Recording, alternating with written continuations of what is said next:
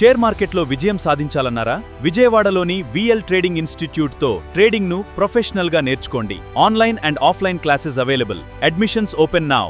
నమస్కారం ట్రేడర్స్. ఈ రోజు మనం మార్కెట్ ఫేసెస్ గురించి నేర్చుకోబోతున్నాం. మార్కెట్లో పెద్ద బుల్ రన్ మొదలయ్యే ముందు ఒక ముఖ్యమైన దశ ఉంటుంది. దానినే అక్యుములేషన్ ఫేస్ అంటారు. గుర్తుపెట్టుకోండి, అక్యుములేషన్ ఫేజ్.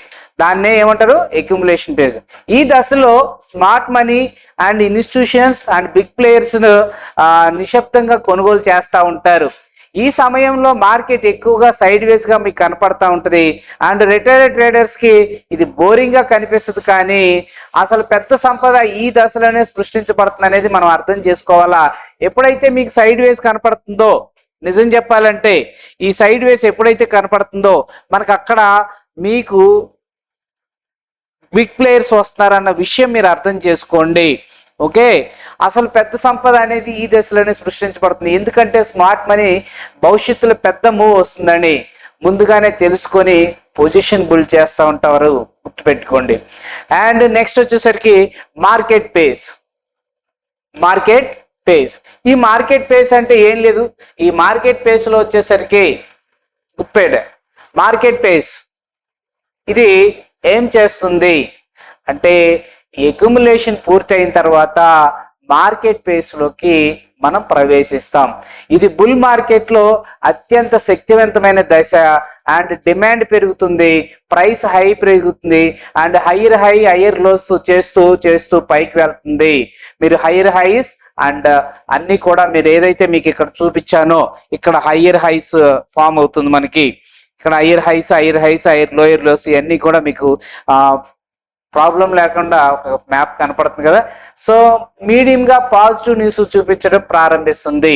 ఎప్పుడైతే ఇలా వచ్చిందో రిటైల్ ట్రేడర్స్ మార్కెట్ పై ఆసక్తి చూపటం మొదలు పెడతారు. మనం ఎప్పుడైతే ఈ ఫేస్ లో ట్రెండ్ ఫాలోయింగ్ అంటే ట్రేడర్స్ ఎక్కువ పాయింట్స్ అండ్ ఎక్కువ ప్రాఫిట్స్ సంపాదిస్తారు. అలానే మెయిన్ గా చెప్పాలి అంటే ఈ మార్కెట్ ఫేస్ అనేది కొంచెం జాగ్రత్తగా ఉండాలి. అప్ ట్రెండ్ కి దగ్గరగా ఉన్నట్టు. నెక్స్ట్ వచ్చేసరికి డిస్ట్రిబ్యూషన్ పేస్. డిస్ట్రిబ్యూషన్ పేస్ అంటే ఏం లేదు, మార్కెట్ ఫేస్ చివరిలో డిస్ట్రిబ్యూషన్ ప్రారంభమవుతుంది.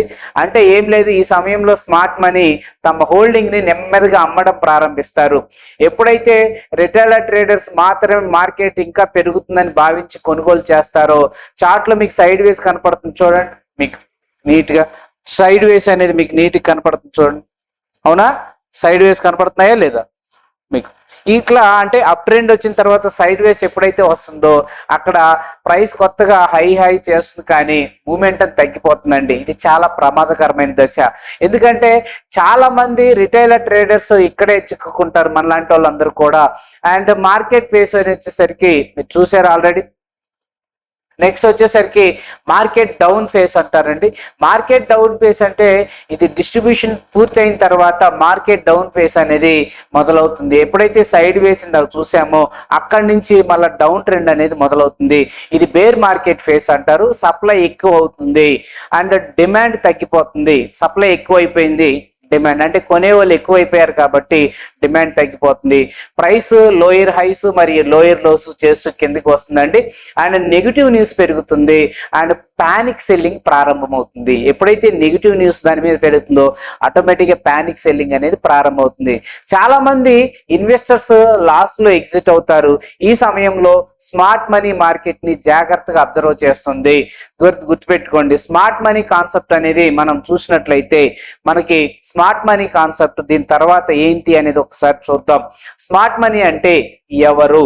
గుర్తుపెట్టుకోండి, mutual funds, hedgings funds and foreign FIIs, foreign institutional investors and domestic institutional investors, పెద్ద పెట్టుబడిదారులు ఉంటారు దీంట్లో. అలా ఉన్నప్పుడు వాళ్ళ దగ్గర భారీ క్యాపిటల్ ఉంటుంది కాబట్టి మనకి రీసెర్చ్ టీమ్ కూడా వాళ్ళ దగ్గర ఉంటుంది కాబట్టి మార్కెట్ ఇన్ఫర్మేషన్ ఎక్కువగా ఉంటుంది. వాళ్ళు అక్యుములేషన్ సమయంలో కొనుగోలు చేస్తూ ఉంటారు కాబట్టి డిస్ట్రిబ్యూషన్ సమయంలో అమ్మేస్తారు అన్నది. డిస్ట్రిబ్యూషన్ అంటే ఏంటి చూపించాను, అక్యుములేషన్ అంటే కూడా చూపించాను. అండ్ రిటైల్ ట్రేడర్స్ చేసే తప్పు ఏమిటంటే స్మార్ట్ మనీ అనేది అమ్ముతున్నప్పుడు కొనుగోలు చేస్తూ ఉంటారు అండ్ స్మార్ట్ మనీ కొనుగోలు చేస్తున్నప్పుడు భయపడి అమ్మేస్తూ ఉంటారండి. ఇది main important smart money concept అంటే. అండ్ నెక్స్ట్ వచ్చేసరికి రిటైల్ పార్టిసిపేషన్. రిటైల్ పార్టిసిపేషన్ అంటే సాధారణ ఇన్వెస్టర్స్ మరియు ట్రేడర్స్ మార్కెట్లోకి రావటం. రిటైల్ పార్టిసిపేషన్ అంటే సాధారణ ఇన్వెస్టర్స్ మరియు ట్రేడర్స్ మార్కెట్లోకి రావటం. మార్కెట్ ఫేస్ మధ్యలో రిటైల్ పార్టిసిపేషన్ ఎక్కువగా ఉంటుంది. Social media, YouTube, news channels అందరూ మార్కెట్ గురించి మాట్లాడుతూ ఉంటారు. Social media, YouTube, news channel అందరూ కూడా మార్కెట్ గురించి మాట్లాడుతూ ఉంటారు. అండ్ కొత్త డిమాట్ అకౌంట్ ఓపెన్ అవుతుంది. అందరూ కూడా స్టాక్ మార్కెట్లోకి రావడం ప్రారంభిస్తారు. చాలా సార్లు రిటైలర్ పార్టిసిపేషన్ పెరగటం, బుల్ మార్కెట్ చివరికి ఒక స్థాయికి వెళ్ళిపోతుంది. బుల్ మార్కెట్ ఎప్పుడైతే ఆ స్థాయికి వెళ్ళిందో ఆటోమేటిక్గా భయంతో ఎవరు మన రిటైలర్స్ కాదు, నెక్స్ట్ చూస్తాను రిటైలర్స్ కాకుండా ఇంకొకటి యుఫోరియా ఫేస్. యుఫోరియా ఫేస్ అంటే ఏంటి? ఈ యుఫోరియా ఫేస్ అనేది అతిగా ఉత్సాహం. యుఫోరియా ఫేస్ అంటే ఏం లేదు, అతిగా ఉత్సాహం. ఇది బుల్ మార్కెట్ లో చివరి దశలో కనిపిస్తుంది. ఈ సమయంలో అందరు మార్కెట్ ఎప్పటికీ పెరుగుతుందని నమ్ముతారు. అండ్ రిస్క్ గురించి ఎవరు ఆలోచించరు. లాస్ అనే పదం కూడా గుర్తుకు రాదు. కొత్త ట్రేడర్స్ కూడా భారీ ప్రాఫిట్స్ గురించి మాట్లాడుతూ ఉంటారు. హిస్టరీ చెప్తుంది ఏంటంటే యుఫోరియా వచ్చిన తర్వాత చాలా సందర్భాల్లో పెద్ద కరెక్షన్ ఆల్రెడీ వచ్చాయి కూడా, మీరు చూశారు కూడా, పెద్ద ప్రాబ్లం లేదు. అండ్ ఇంకోటి ఏంటంటే ప్యానిక్ సెల్లింగ్. ఈ ప్యానిక్ సెల్లింగ్ అనేది అంటే భయంతో చేసే అమ్మకాలండి. మార్కెట్ గుర్తుపెట్టుకోండి, ఇవన్నీ మీరు నేర్చుకోవాలా అంటే మినిమం అవగాహన ఉండాలంటే. ఈ వీడియో మీకు నచ్చితే చూడండి, కంపల్సరీ టెలిగ్రామ్ ఛానల్ లింక్ ఉంటుంది కింద, అలానే లైక్ చేయండి, షేర్ చేయండి. తర్వాత ప్యానిక్ సెల్లింగ్ అంటే భయంతో చేసే అమ్మకాలు. మార్కెట్ ఫేస్లో ఇది ఎక్కువగా కనిపిస్తుంది అండి. ప్రైస్ పడిపోతుంది, ఇన్వెస్టర్స్ భయపడిపోతారు. ఏ ధర వచ్చినా అమ్మేస్తూ ఉంటారు. కాబట్టి న్యూస్ ఛానల్స్ నెగిటివ్ హెడ్లైన్స్ చూపిస్తుంది, సోషల్ మీడియాలో ఫియర్ పెరుగుతుంది. కానీ స్మార్ట్ మనీ వాళ్ళు ఈ సమయంలోనే ఆపర్చునిటీస్ వెతుకుతారు. ఎందుకంటే ప్యానిక్ సెల్లింగ్ తర్వాత కొత్త అక్యుములేషన్ ప్రారంభం అవుతుంది. అవునా కాదా? సో ప్యానిక్ సెల్లింగ్ తర్వాత మనం కొన్ని కేస్ స్టడీస్ ఒకసారి చూద్దాం. 2020 కరోనా కేసు క్రాష్ గుర్తుంది కదా. మొదట ప్యానిక్ సెల్లింగ్ జరిగింది, నిఫ్టీ భారీగా పడిపోయింది. అందరూ మార్కెట్ ఇంకా కిందకు వెళ్తుందని అనుకున్నారు.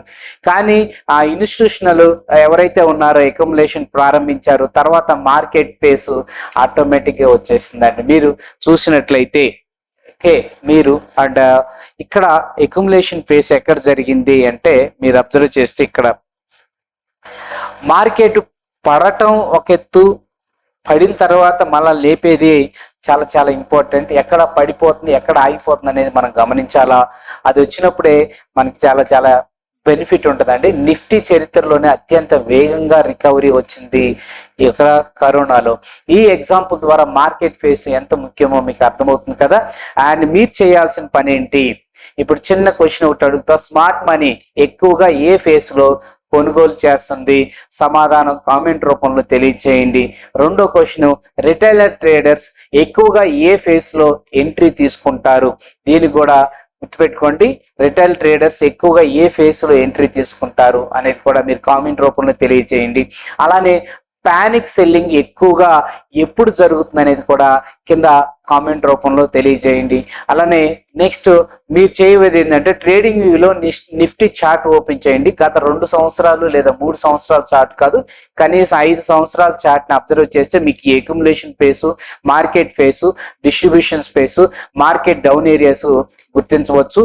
ఒక నోట్బుక్ లో నోట్స్ రాయండి కంప్లీట్ గా. నెక్స్ట్ రేపటి క్లాసులో టైప్స్ ఆఫ్ చార్ట్స్ గురించి పూర్తిగా నేర్చుకోబోతున్నాం, గుర్తుపెట్టుకోండి. Thank you very much. ఇది నచ్చితే లైక్ చేయండి, షేర్ చేయండి. మీకు ఇంకా ఏం కావాలో నేను ఒక ఆర్డర్ ప్రకారం తీసుకొస్తున్నాను కాబట్టి కామెంట్ రూపంలో తెలియచేయండి, నేను ఆ వీడియోస్ చేస్తాను.